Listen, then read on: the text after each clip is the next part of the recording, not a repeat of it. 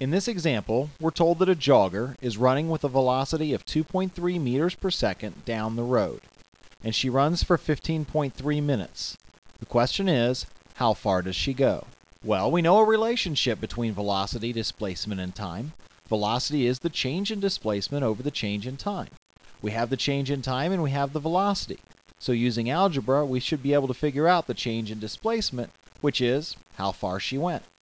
So we have an equation and we have some numbers. We can just plug in and solve, right? Well, not exactly. Look at the time. It's given in minutes. Look at the velocity. Its unit is meters per second. The time units aren't consistent. So before we can use the equation, we need to make the units consistent. The only way to do that is by converting. We could convert either measurement, but it will be easiest if we convert time.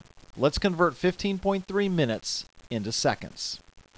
We can do that using the factor label method we learned in the previous module. I take the measurement we have, 15.3 minutes, and I put it over 1 to make it a fraction. Then I multiply by another fraction that has a conversion relationship in it. We know there are 60 seconds in every minute, so the conversion relationship is 60 seconds equals 1 minute. To properly convert, we're going to have to put minutes on the bottom so they will cancel. So my conversion relationship is 60 seconds over 1 minute.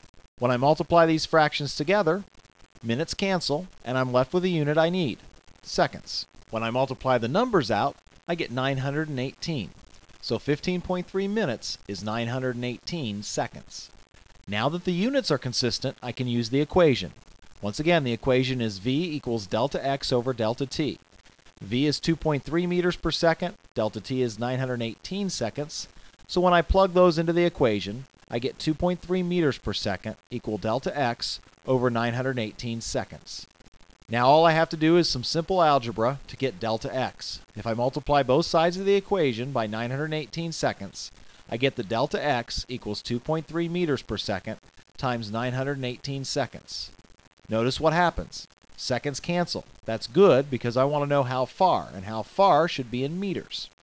And when I multiply 2.3 meters per second times 918 seconds, I'm left with 2.1 times 10 to the 3 meters.